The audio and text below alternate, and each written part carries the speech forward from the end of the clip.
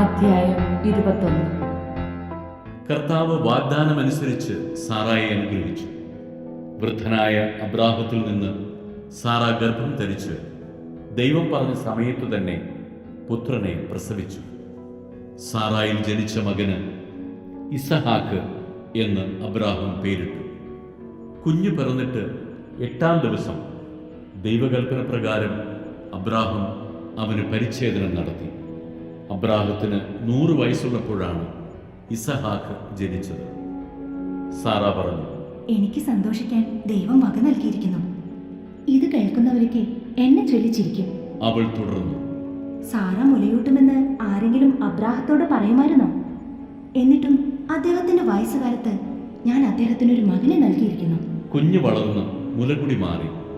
അന്ന് അബ്രാഹം വലിയൊരു വിരുന്ന് നടത്തി. ഈജിപ്തുകാരിയായ ഹാഗാറിൽ അബ്രാഹത്തിന് ജനിച്ച മകൻ തന്റെ മകനായ ഇസഹാക്കിനോടുകൂടെ കളിക്കുന്നത് സാറ കണ്ടു.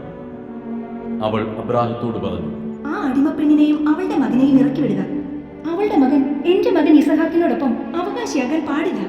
തന്മൂലം മകനെ ഓർത്ത് അബ്രാഹം വളരെ അസ്വസ്ഥനായി. എന്നാൽ ദൈവം അബ്രാഹത്തോട് അരുളി ചെയ്തു, കുട്ടിയെക്കുറിച്ചും നിന്റെ അടിമപ്പെണ്ണിനെ കുറിച്ചും നീ ക്ലേശിക്കേണ്ട. സാറ പറയുന്നത് പോലെ ചെയ്യുക. കാരണം ഇസഹാക്കിലൂടെയാണ് നിന്റെ സന്തതികൾ അറിയപ്പെടുക.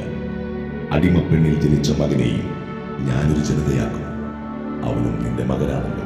അബ്രാഹം അതിരാവിലെ എഴുന്നേറ്റ് കുറെ അപ്പവും ഒരു തുകൽ സഞ്ചിയിൽ വെള്ളവും എടുത്ത് ഹാഗാറിന്റെ തൂണിൽ വെച്ചു കൊടുത്തു.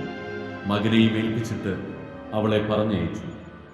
അവൾ അവിടെ നിന്ന് പോയി ബേർഷബ മരുപ്രദേശത്ത് അലഞ്ഞു നടന്നു. തുകൽ സഞ്ചിയിലെ വെള്ളം തീർന്നപ്പോൾ അവൾ കുട്ടിയെ ഒരു കുറ്റിക്കാട്ടിൽ കിടത്തി. കുഞ്ഞു മരിക്കുന്നത് എനിക്ക് കാണാൻ വയ്യ എന്ന് പറഞ്ഞ് അവൾ കുറെ അകലെ ഒരു അമ്പയത്ത് ദൂരം ചെന്ന് എതിർവശത്തേക്ക് തിരിഞ്ഞിരുന്നു. കുട്ടി ഉച്ചത്തിൽ കരയാൻ തുടങ്ങി. കുട്ടിയുടെ കരച്ചിൽ ദൈവം കേട്ടു. സ്വർഗത്തിൽ നിന്ന് ദൈവത്തിന്റെ ദൂതൻ അവളെ വിളിച്ചു പറഞ്ഞു, ഹാഗാർ, നീ വിഷമിക്കണം, ഭയപ്പെടുകയും വേണ്ട. കുട്ടിയുടെ കരച്ചിൽ ദൈവം കേട്ടിരിക്കുന്നു. എഴുന്നേറ്റ് കുട്ടിയെ കയ്യിലെടുക്കുക. അവനിൽ നിന്ന് ഞാൻ വലിയൊരു ജനതയെ പുറപ്പെടുവിക്കും. ദൈവം അവളുടെ കണ്ണു തുറന്നു. അവൾ ഒരു കിണർ കണ്ടു. അവൾ ചെന്ന് തുകൽ സഞ്ചി നിറച്ച് കുട്ടിക്ക് കുടിക്കാൻ കൊടുത്തു.